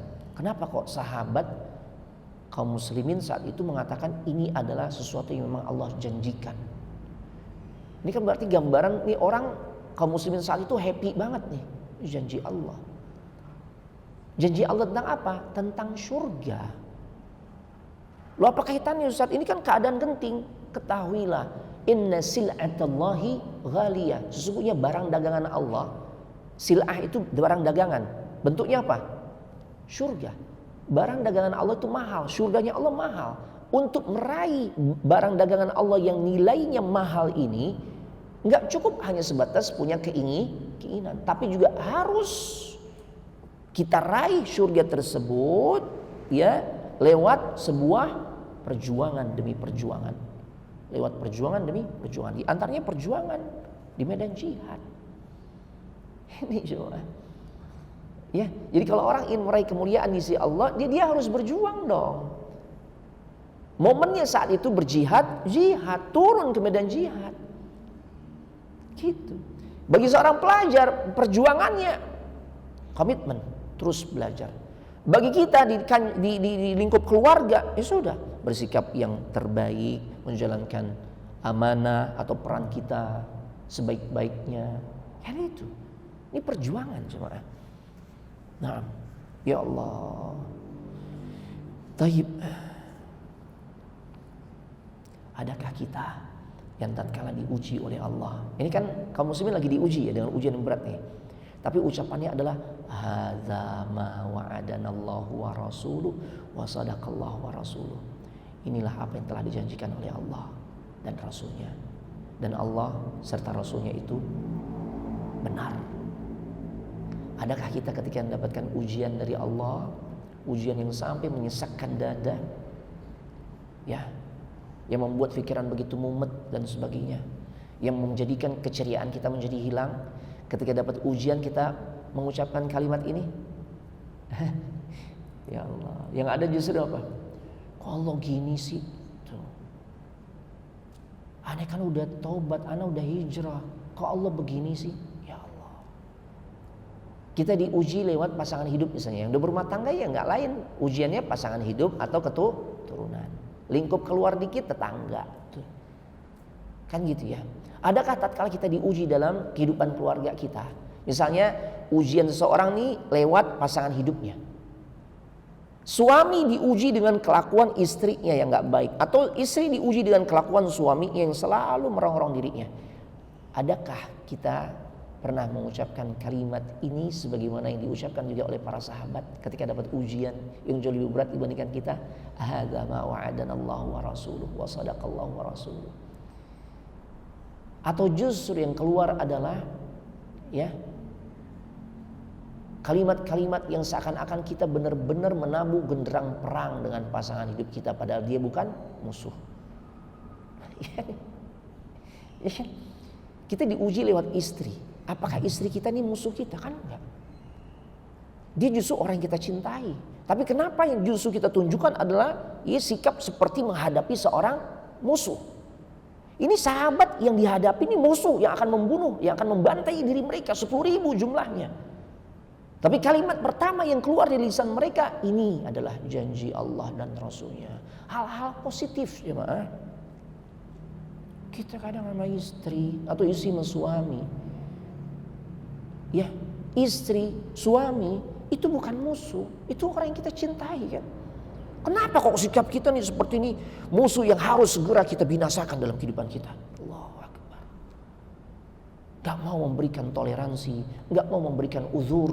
Padahal Nabi ya mengajarkan kepada kita, kepada khadim, kepada asisten, kepada pembantu saja. Kita diperintahkan untuk memberikan uzur tatkala dia melakukan hal-hal yang menjengkelkan diri kita. Berapa kali kita diperintahkan oleh Nabi untuk memberikan uzur kepada pembantu kita? Berapa kali coba? 70 kali coba. 70 kali. Istri kita kan kedudukannya pastinya jauh lebih berarti dibandingkan pembantu kita. Syuh. Ini coba, ini luar biasa nih. Ya, mohon maaf nih gak ada di sini, cuma Anda sampaikan sebagaimana dijelaskan oleh Imam Nawawi. Nah, karena ucapan ini keluar saat perang Ahzab, jemaah. Ya Allah. Ibnu Ishaq berkata, perang Khandaq terjadi pada bulan Syawal tahun 5 Hijriah. Ya, karena memang ada khilaf di kalangan para ulama tentang tahun kejadian ya, atau tahun terjadinya perang Khandaq. Nah, Ibnu Ishaq yang mengatakan di bulan Syawal. Latar belakangnya adalah dendam. Bani Nadir tinggal di Madinah. Ada 3 suku besar Yahudi yang berada di kota suci Madinah. Bahkan mereka lebih dulu bercokol, lebih dulu tinggal di Madinah sebelum kaum muslimin yang dari Mekah, kaum muhajirin dan Nabi sallallahu alaihi wasallam hijrah ke Madinah. Mereka udah lebih dulu di sana. Ya, Bani Nadir, Bani Quraidah, Bani Qainuqa. Ya. Nah, itu. Qainuqa yang paling pertama terusir.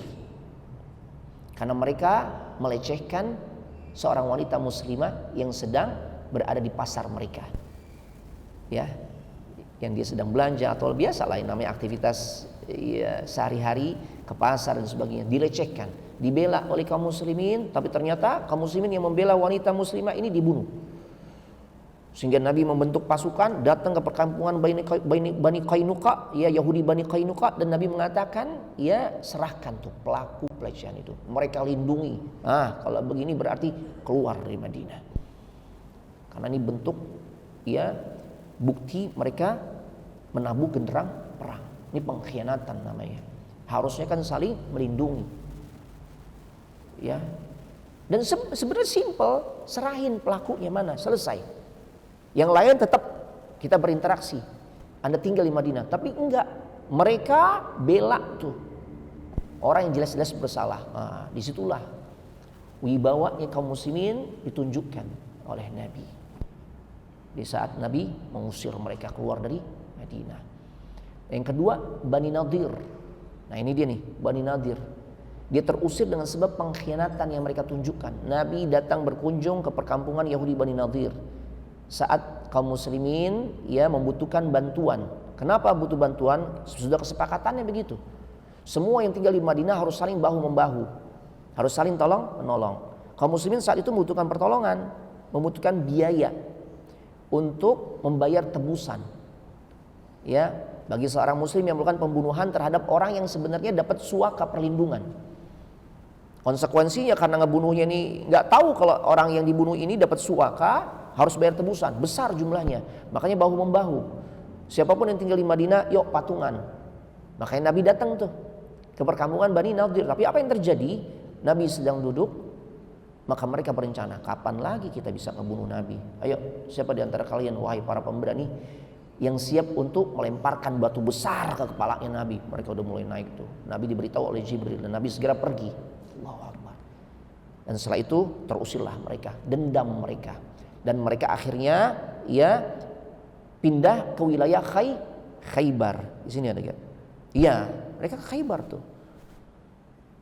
Ya, perkampungan Khaybar yang memang mayoritas didiami oleh orang Yahudi.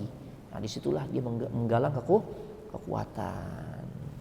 Mereka asah kemampuan perang mereka, ketemu teman-teman yang ya satu frekuensi sesama Yahudi.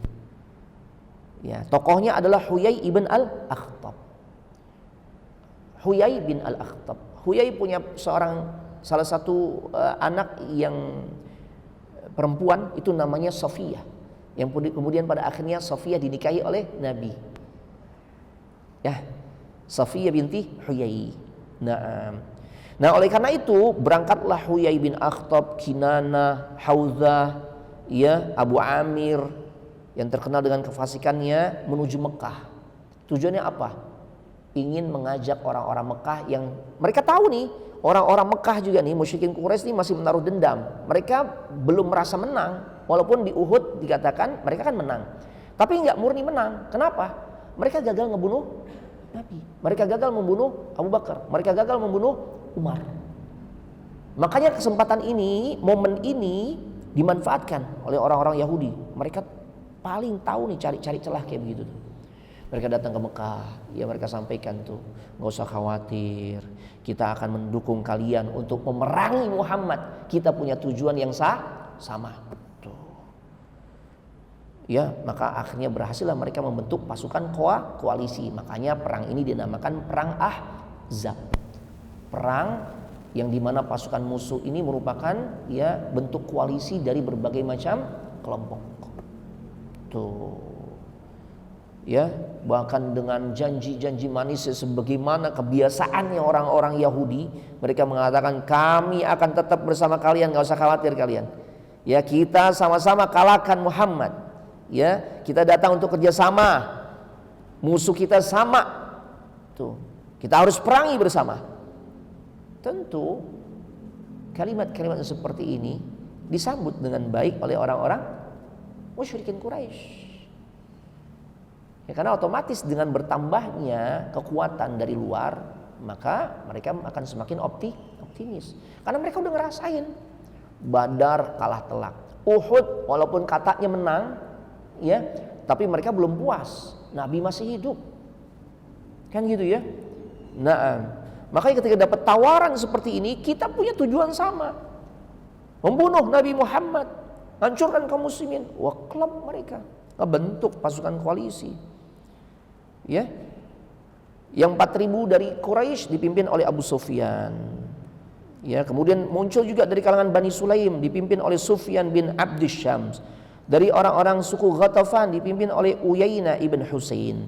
Dari Bani Murrah dipimpin oleh Harith ibn Auf. Dari suku Ashja oleh Mas'ar ibn Rukhailih. Ya Allah. Akhirnya terhimpunlah 10.000 pasukan ada di halaman 436. Mereka siap berangkat ke Madinah, ya, dan pemimpin tertingginya tidak lain Abu Sufyan. Nabi ketika mengetahui info pergerakan 10.000 pasukan yang akan menuju Madinah, ya, untuk menghancurkan kota suci Madinah dan membunuh kaum muslimin, akhirnya beliau pun mengajak para sahabat untuk bermusyawarah.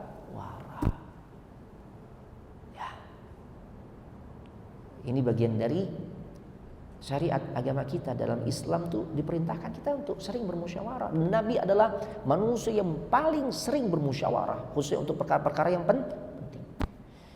Kalau bukan sudah turun wahyu, ya, kalau udah wahyu kan berarti udah ketetapan Allah, udah nggak lagi membuka celah bermusyawarah, nggak ada pintu musyawarah lagi, wahyu. Tapi kalau tidak ada wahyu, maka Nabi bermusyawarah, sebagaimana yang kemarin kita jelaskan. Ini istri saya dihina, nih dituduh melakukan perbuatan zina. Diajak musyawarah siapa kemarin? Ali. Diajak musyawarah Usama bin Zaid. Diajak musyawarah juga, diminta masukannya, ya, budak wanitanya ibunda Aisyah. Allahu Akbar, musyawarah. Ya, taib. Rasul bermusyawarah. Dan ternyata yang ikut serta dalam musyawarah tersebut adalah sahabat junior, belum lama masuk Islam. Dan udah gitu, ini sahabat bukan pula berasal dari kalangan bangsa Arab. Bukan, ini non Arab, ajam nih. Dia berasal dari Persia. Namanya siapa? Salman. Makanya namanya Salman al-Farisi. Farisi itu penisbatan kepada Persia, Fars. Ya, Persia. Nah, Salman tatkala diberi kesempatan untuk menyampaikan ide, dia sampaikan tuh idenya, ya, bahwasanya di tempat kami ya Rasulullah, ya, inna idza kunna bi ardi faris wa takhawwafna al-khayl khandaqna alaina. Ya Rasul, sungguhnya kami di Persia, kalau kami khawatir nih diserang oleh pasukan yang jumlahnya lebih besar, apalagi itu pasukan-pasukan berkuda yang daya gempurnya luar biasa, ya, maka kami akan melakukan perlindungan dengan cara menggali parit khandaq. Makanya beliau katakan fahallaka ya Rasulullah an nukhandik. Bagaimana jika kita membuat parit saja ya Rasul?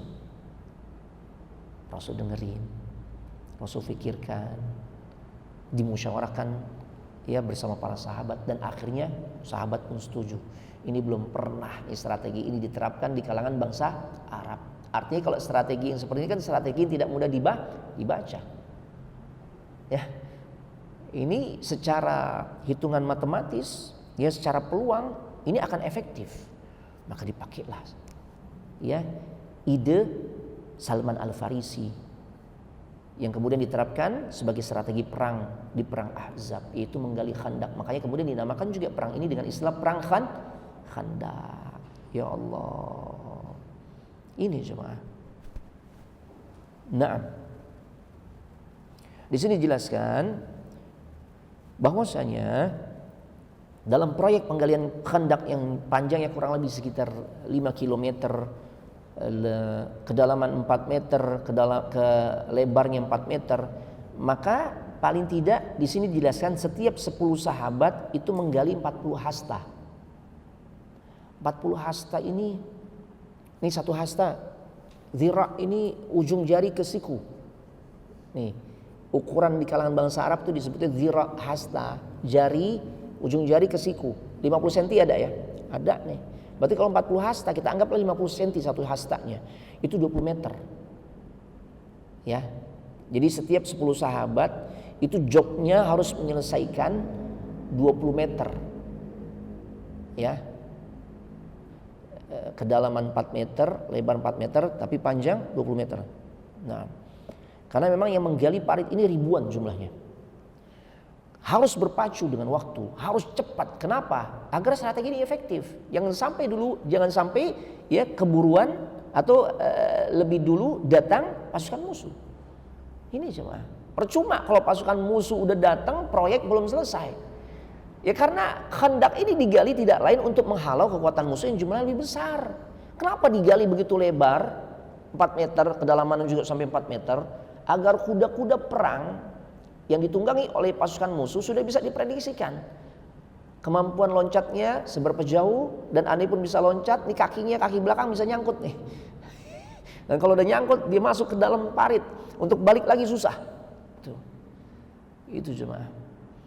Jadi ketika pasukan yang jumlahnya sangat banyak ini merangsek ke pasukan kaum muslimin secara bersama-sama, itu sulit. Tapi kalau hanya 1, 2 atau beberapa orang bisa saja. Dan itu terjadi duel antara Ali dengan kalau nggak salah Khandama dan sebagainya. Terjadi duel tuh 1 lawan 1 karena dia berhasil masuk ya dengan kuda perangnya.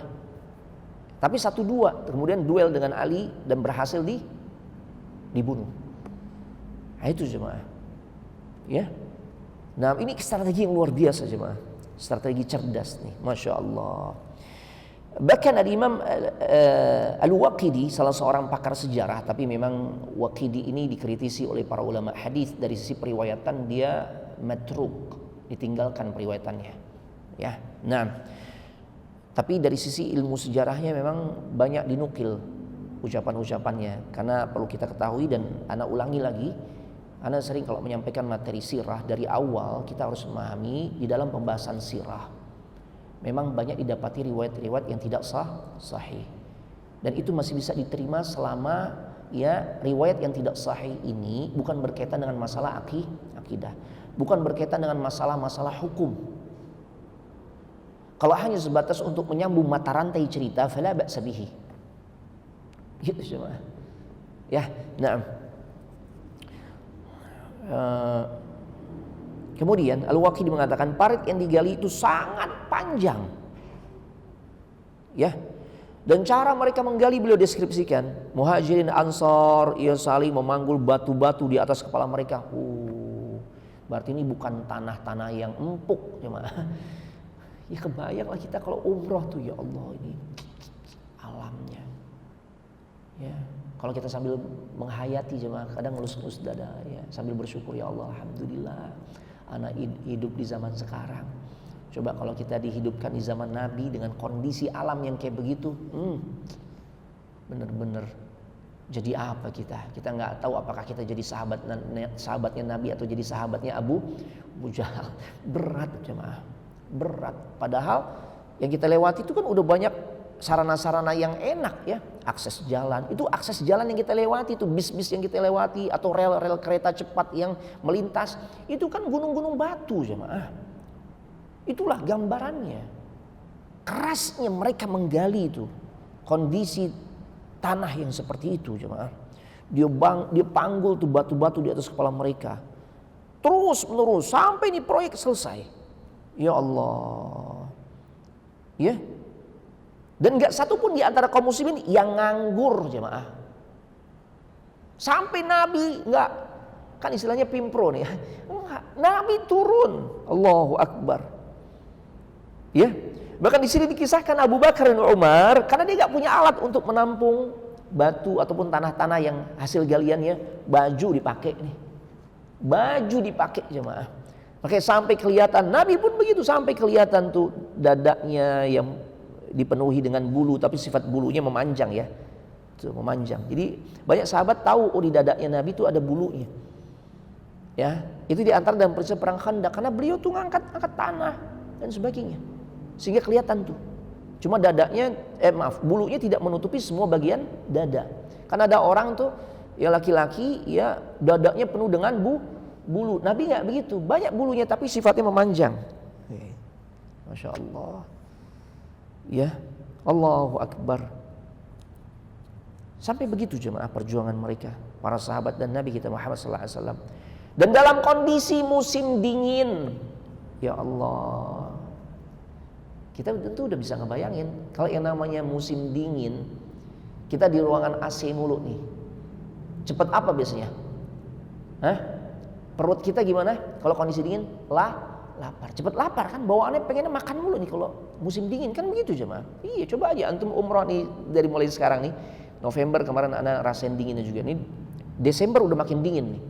Cepet lapar jemaah. Cepet lapar. Tapi masalahnya Allah uji. Bahan makanan lagi sangat minim, tipis. Sampai-sampai yang tersisa roti-roti yang sudah nggak layak konsumsi, udah pada buluk ya, kalau bahasa kita udah expired jemaah. Ditambah dengan minyak-minyak, ya Allah, yang juga sudah tengik. Tapi nggak mungkin kalau roti seperti itu ditelan langsung, makanya akhirnya dicampur dengan tuh roti. Ya, campur tuh. Ya Allah, sehingga kemudian bisa dikonsumsi. Allahu Akbar. Terpaksa. Ya Allah, kita kan nggak ngalamin kayak begitu jemaah. Kita yang udah merasa paling jadi manusia tersengsara di dunia, makannya kan masih nambah jemaah, masih ketemu telur ceplok, gitu kan, mie instan kan gitu ya. Nah, tapi keluh kesahnya luar biasa. Anda kayaknya orang paling sengsara di dunia, gitu kan, bobotnya nambah, gitu ya. Ya Allah. Gak pernah ketemu yang model begini jemaah. Allahu Akbar. Bahkan 3 hari gak ketemu makanan sama sekali. Di tengah situasi ya musim dingin, kota suci Madinah. Jemaah, kalau yang namanya dingin versi Madinah, ya Allah. Memang Allah jadikan tuh Madinah kalau udah panas-panasnya, ya Allah, telur mateng jemaah. Ada postingan orang-orang Arab tuh, dia buka telur, dia taruh tuh di keramik gitu ya, mateng jemaah. Musim haji kemarin tuh 53 derajat. Allahu Akbar. Kalau lagi dingin, luar biasa dinginnya sampai ke tulang jemaah. Sebelum pandemi, bawa jamaah ada yang kelakuan lucu. Dia saking dinginnya, udah pakai long john, udah pakai baju melapis, masih tetap tembus. Akhirnya dia pakai kepalanya tuh kantong kresek jemaah. Biar bisa anget, Ustaz bilang. Antum pakai kresek bin Daud tuh kan. Astagfirullah. Saking dinginnya jemaah. Ya Allah. Allahu Akbar. Bagaimana yang dirasakan oleh Nabi dan kaum muslimin? Gak ada makanan 3 hari, gak ketemu makanan jemaah. Makanya sampai Bara ibn Azib bertutur, berkisah, bercerita, orang-orang yang saat itu menggali khandak, saking mereka mencari cara untuk bisa menahan lapar. Di sisi lain proyek harus terus berjalan. Ya, Allahu Akbar. Ya, dengan pertolongan Allah, Allah berikan kekuatan dengan sebab keimanan mereka tuh. Mereka ganjel perut mereka tuh dengan apa? Batu jemaah, diganjel dengan batu. Pernahkah kita yang dalam kehidupan ini mengalami masa-masa ya kita anggap nih anak pernah kelaparan Ustaz, tapi diganjel dengan batu itu ya solusinya? Enggak pernah jemaah. Yang Anda bilang tadi, masih ketemu tempe orek, ya mie instan, bakwan, kan gitu kan? Masih ketemu.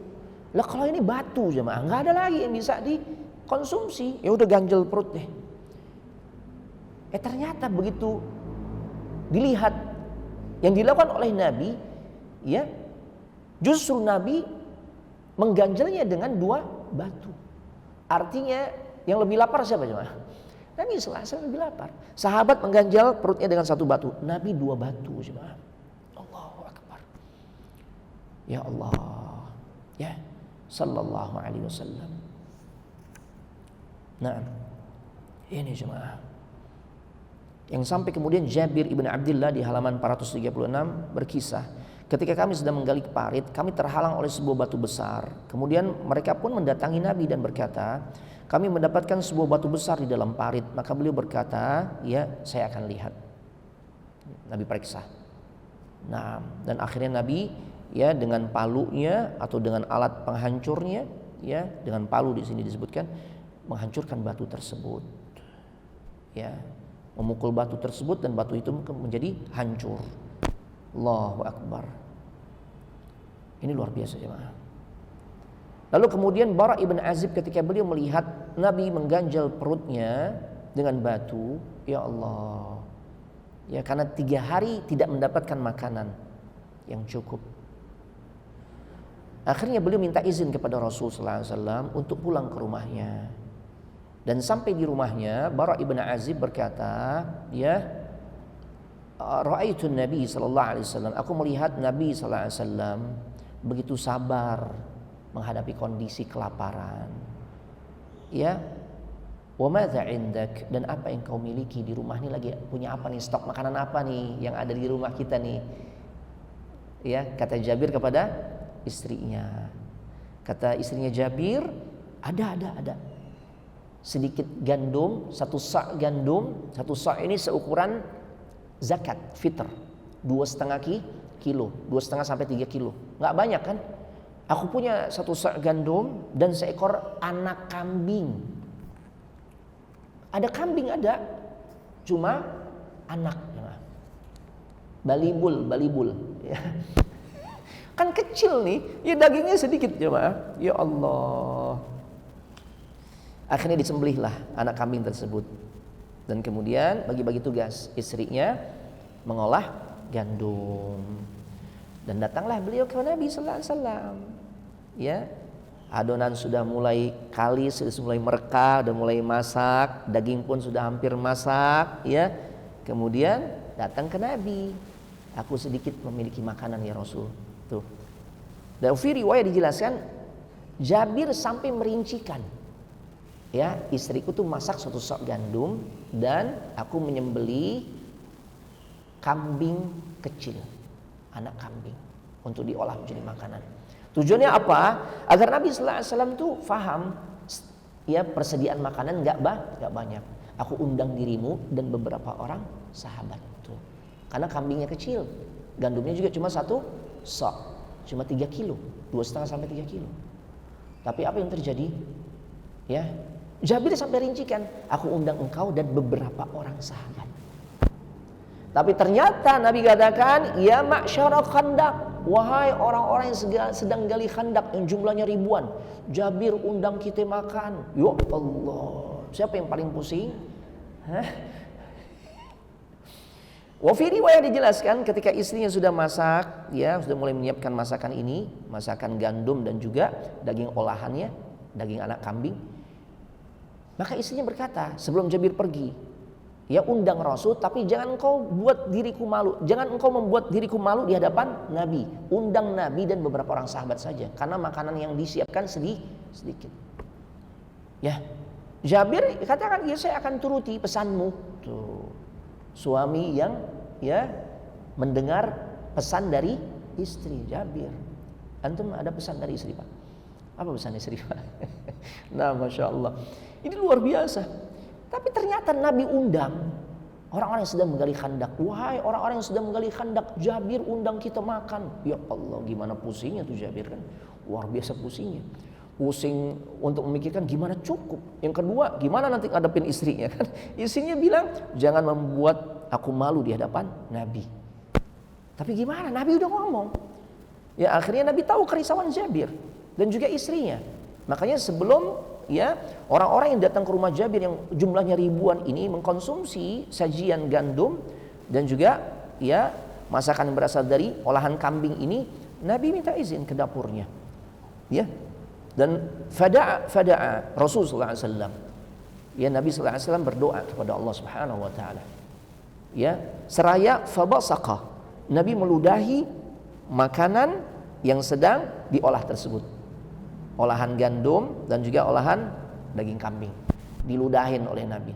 Dan kemudian Nabi persilakan, ya setiap orang yang hadir ke rumahnya Jabir yang jumlahnya ribuan disuruh makan, dan tidaklah mereka berhenti kecuali mereka sudah dalam keadaan kenyang dan makanan masih tetap utuh.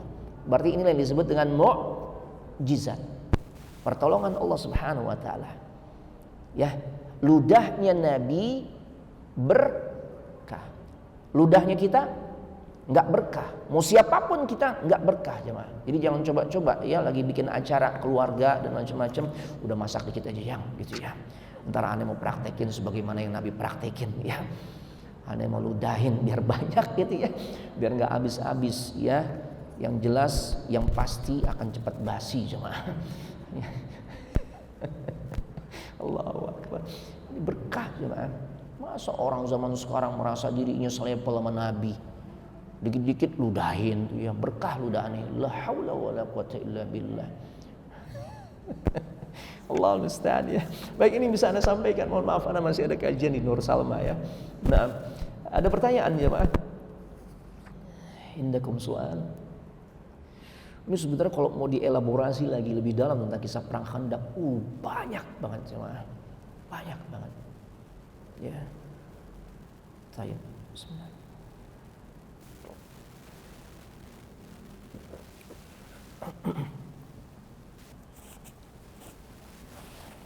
Satu lagi sebagai penutup, inilah yang juga dijadikan dalil oleh sebagian ulama tentang pembolehan bersenandung atau bernasyid. Ya, nah, ketika Nabi dan kaum muslimin menggali khandak dalam keadaan yang serba kesulitan di musim dingin yang sangat dingin, untuk menghibur kaum muslimin, maka Nabi menyenandungkan bait-bait syair yang digubah oleh Abdullah ibn Rawaha. Di antara kurang lebih kalimatnya syair yang berbunyi innal aisha aishul akhirah, sesungguhnya kehidupan yang sebenarnya itu adalah kehidupan akhirat. Ya. Kemudian ya, faghfir lil muhajirin wal ansar, ay al muhajir dan sebagainya. Nabi katakan, ampunilah ya Allah orang-orang dari kalangan muhajirin dan juga ansar. Ya. Jadi boleh bersenandung, boleh bernasyid, boleh bersyair selama syairnya itu berisikan kalimat-kalimat yang bagus, yang tidak bertentangan dengan rambu-rambu syariat. Ya, tidak mengandung kesyirikan, tidak memuja-muji dunia dan sebagainya. Ya, biasanya kan kalau syair itu pujian terhadap siapa? Wanita lah, apalah dan sebagainya. Tapi kalau syairnya membangkitkan semangat, menyadarkan kita tentang ya kehidupan kita yang sebenarnya adalah di akhirat bukan di dunia, sehingga menghibur hati orang-orang yang sedang diuji, boleh. Nah ini, cuma jangan juga kemudian dikatakan ya ntar ada surah musik. Nah beres lagi ya. Ini beda nih syair. Nasyid itu tanpa disertai dengan alat musik, cuma gubahan kalimat saja, ya itu jemaah. Taib. Nah ini diantaranya terjadi pada saat peristiwa penggalian Khandak tuh, bersyair Nabi. Ya, masya Allah, barakallahu fikum. Ini bisa Anda sampaikan. Jika tidak ada pertanyaan, maka kita cukupkan sampai di sini. Tutup dengan doa kafaratul majlis. Subhanakallahumma wa bihamdika asyhadu an la ilaha illa anta astaghfiruka wa atubu ilaik. Assalamualaikum warahmatullahi wabarakatuh.